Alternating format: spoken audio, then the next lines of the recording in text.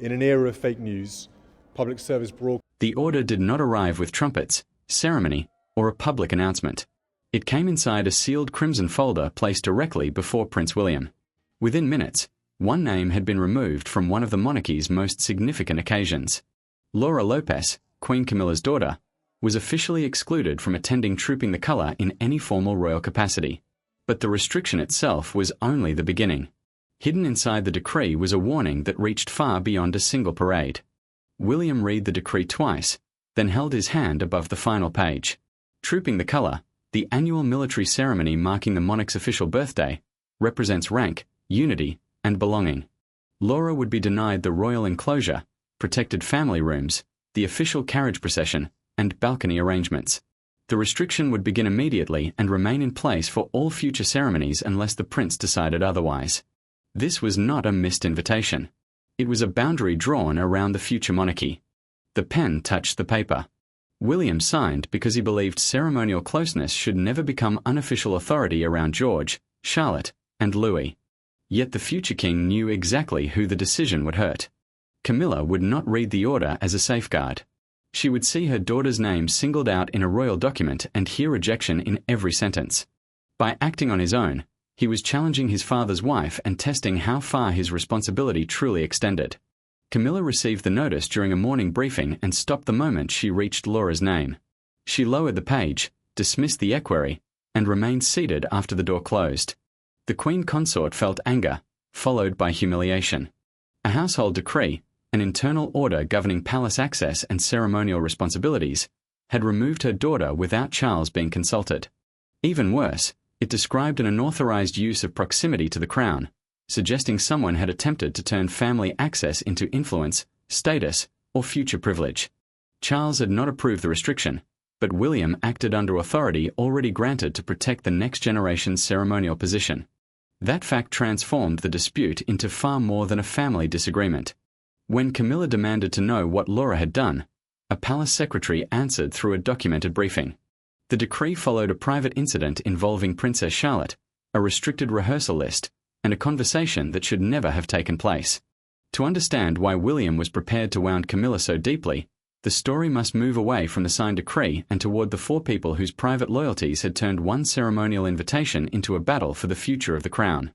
Behind the titles and sealed orders were not faceless institutions, but a mother protecting her daughter, a son challenging his father's household, and a future king convinced that silence had become dangerous. Camilla saw Laura as family, not a political figure. William saw something very different, a private citizen moving too close to royal authority. Between those two views stood King Charles, trapped between the woman he loved and the heir he could no longer simply overrule. Camilla carried that conflict into a private sitting room where her anger slowly began to crack. Laura Lopes, her daughter from an earlier marriage, stood close to the monarch through family ties, but held no royal title, constitutional duty, or ceremonial role. That distinction mattered because working royals answer to public rules, while private relatives can stand near the crown without the same limitations. To the queen consort, Laura's closeness was personal. To William, it appeared dangerously undefined. Camilla told Charles that her daughter had never demanded rank or recognition. She reminded him that Laura had attended family occasions for years without controversy, always careful not to imitate royal status. Then her voice faltered. The restriction, she said, had humiliated her daughter before Laura had even received a private explanation. Charles removed his glasses and placed them quietly on the table. He admitted the prince should have spoken to him first, yet he did not promise to overturn the decision. Camilla heard that hesitation like a final verdict. The king resented William's defiance, but understood the concern beneath it. William's worry reached beyond a single invitation. As the future king, he had taken greater control over ceremonial access and the roles surrounding George, Charlotte, and Louis. Ceremonial access meant permission to enter protected spaces and appear within official royal arrangements. He believed no private relationship should quietly become an unofficial position beside his children. Then the paperwork deepened the suspicion. A private scheduling note placed Laura's name beside a request for the family holding area used before the balcony appearance. The request had bypassed William's office. Even more troubling, a documented account from a household aide confirmed that Laura had spoken directly with Princess Charlotte about future duties, suggesting the young royal might one day need a trusted woman outside the official household. Camilla called the words harmless. William heard an attempt to build influence around his daughter. The conversation with Charlotte was not the only concern. Days earlier, during a closed trooping rehearsal, Laura had entered a restricted corridor carrying a revised seating and procession list that no private family member should have possessed. That rehearsal would later be remembered as the moment every private suspicion became real. The instant William stopped seeing a family misunderstanding and began seeing a deliberate breach of royal boundaries. The crisis did not begin in a council chamber. It began during a closed ceremonial rehearsal behind guarded doors, when Laura Lopes appeared in a corridor reserved for senior royals and authorized staff. In her hand was a document she had no reason to possess. On that document, one handwritten alteration placed her closer to Princess Charlotte during trooping the colour. William saw the page, saw Laura's expression, and realized the palace was no longer dealing with an innocent family misunderstanding. William entered the palace's east corridor during the final rehearsal and found Laura speaking with a coordinator beside restricted rooms. Trooping the colour, the military ceremony marking the monarch's official birthday, follows a strict plan because every position reflects rank and trust. Laura held a procession sheet showing changes to where relatives would wait before the balcony appearance. The alteration placed her inside the protected pre-balcony group near Charlotte and directly behind Catherine. That area was reserved for working royals, senior officials, and approved guardians. William did not raise his voice. He took the page, studied the change, and asked who had given it to her. Laura replied that Camilla's office had been reviewing family arrangements. The prince's expression hardened the moment his stepmother's household entered the explanation. Laura insisted she had never requested a formal role. She believed the adjustment was simply practical, allowing her to support Camilla. Yet William asked why she had discussed Charlotte's future with a staff member before speaking to either parent. Feeling cornered, Laura replied that kindness toward the children should not be treated as a threat, and that Kensington Palace, William, and Catherine's official household could not control supportive relationships surrounding them. The coordinator then broke the silence through a recorded account. He admitted the revised placement had been presented as cleared by the Queen Consort's office. No approval existed from Charles's ceremonial team, William's household, or Catherine.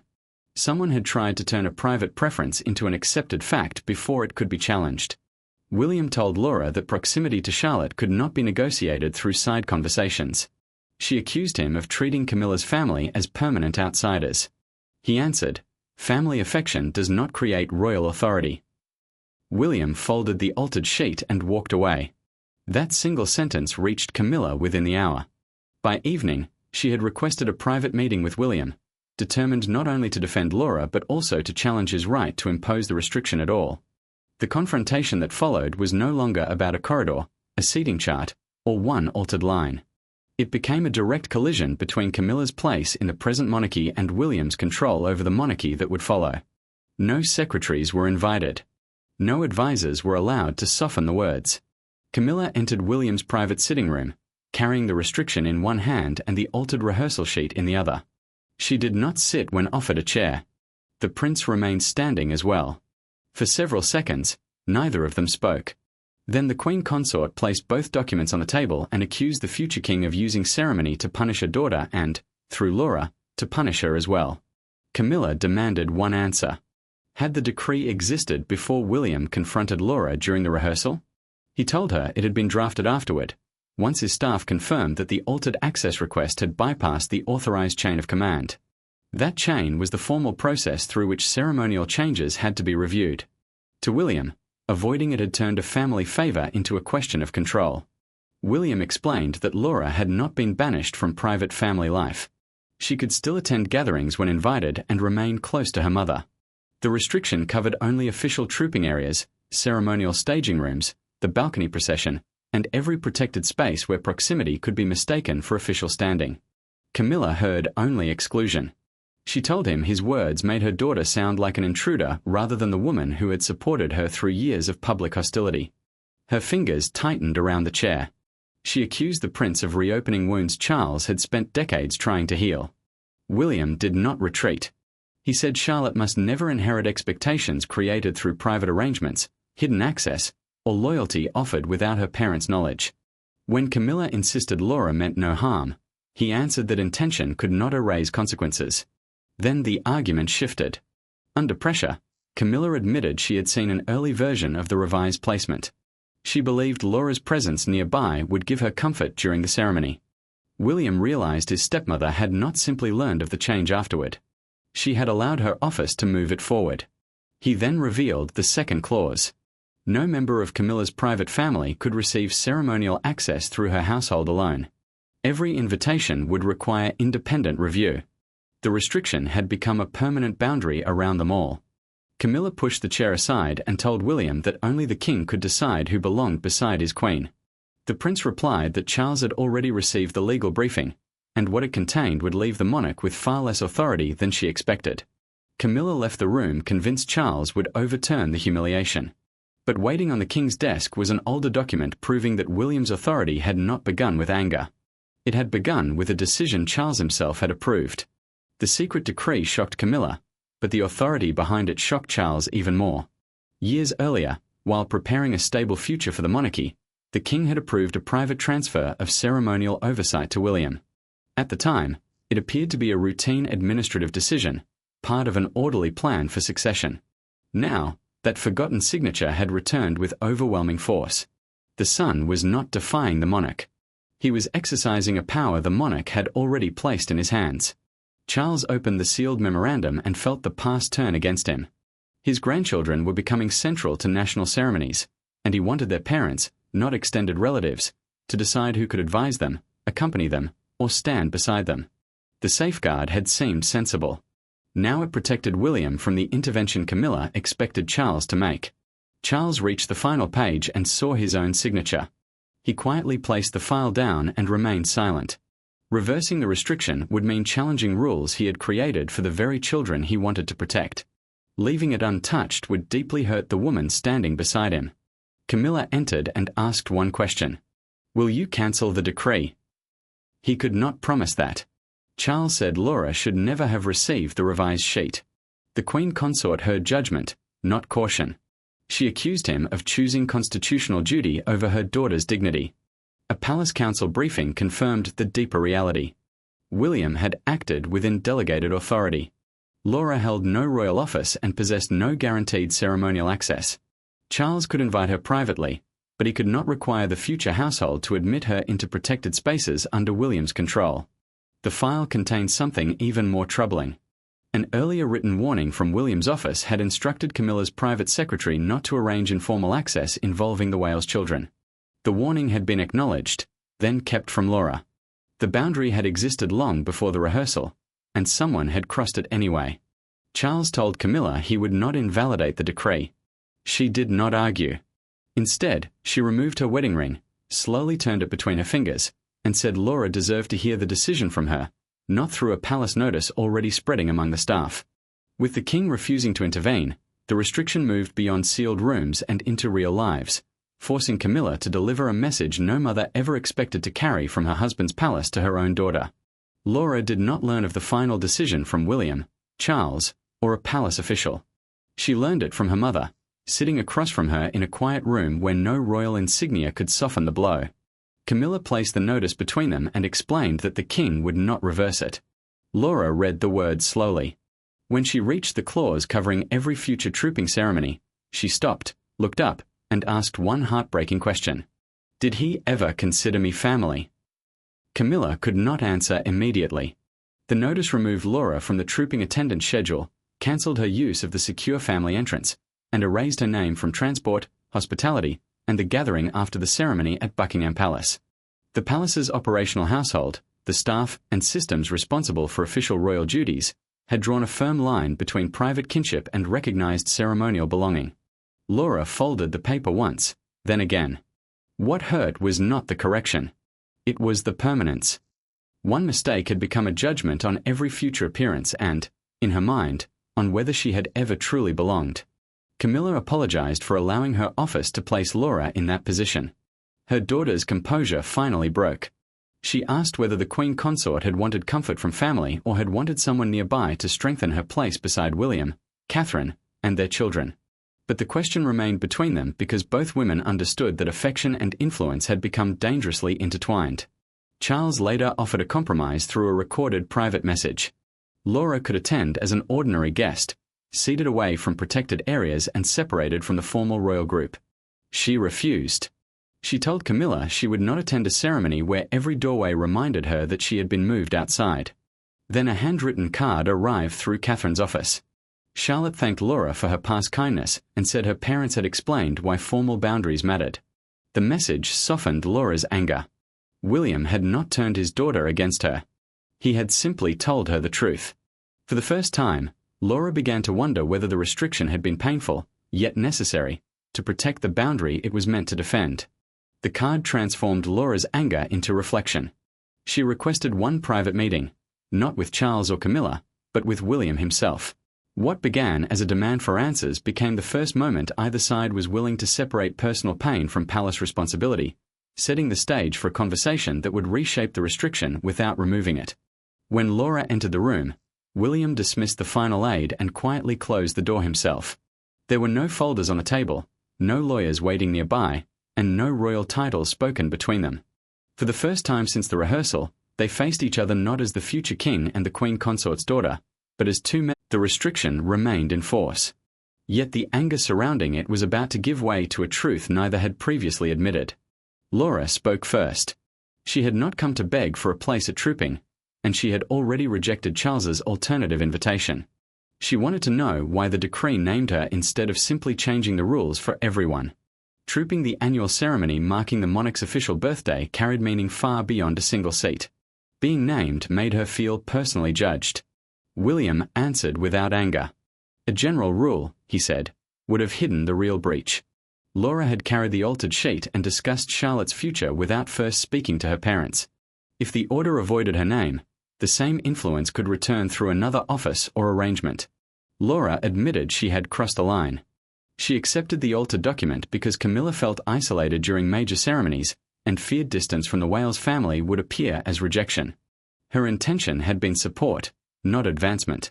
Yet private comfort had been mistaken for public standing. William's voice softened. He said he had watched personal relationships become weapons throughout his childhood. He would never allow Charlotte to inherit loyalties she had never chosen or feel pressured to repay affection with access. His firmness had not come only from suspicion of Laura. It came from fear that old divisions might one day reach his daughter in a new form. Then Laura revealed the missing detail through her own account. Camilla's deputy private secretary had suggested the handwritten placement, saying the queen consort wanted a familiar face near Charlotte. Camilla gave no written instruction, but her anxiety led staff to believe the change would be welcomed. William refused to lift the restriction. However, he removed the language suggesting deliberate ambition. The official record would now state that Laura had joined an unauthorized arrangement without fully understanding its constitutional consequences. She accepted that judgment. Before leaving, she asked William not to humiliate Camilla publicly. He agreed. But by then, the palace restriction had already leaked, and the nation was preparing to judge the decree through headlines far harsher than anything written inside the royal file. By sunrise, the secret was no longer a secret. One newspaper placed Laura's empty ceremonial chair across its front page beneath the headline, "William closes the royal ranks." Television panels debated bloodlines, loyalty, and power. Crowds gathered outside Buckingham Palace beneath the balcony where the royal family would soon appear. Yet the most powerful public moment came not from shouting commentators, but from Camilla herself. She arrived for trooping without her daughter and never once looked toward the vacant place. The country quickly divided. One side praised William as a disciplined future king, protecting the line between affection and authority. The other condemned the restriction as heartless, aimed at a woman who held no royal title and had no public platform to defend herself. Trooping the colour, the annual ceremony marking the monarch's official birthday, had become a national debate over who truly belonged near the crown. Buckingham Palace responded with a carefully worded statement. It explained that access to ceremonial areas depended on constitutional role and household responsibility. A constitutional role meant a recognised public duty connected to the monarchy, not simply a family relationship. The statement mentioned neither the altered rehearsal sheet nor Princess Charlotte. That silence only fueled further speculation.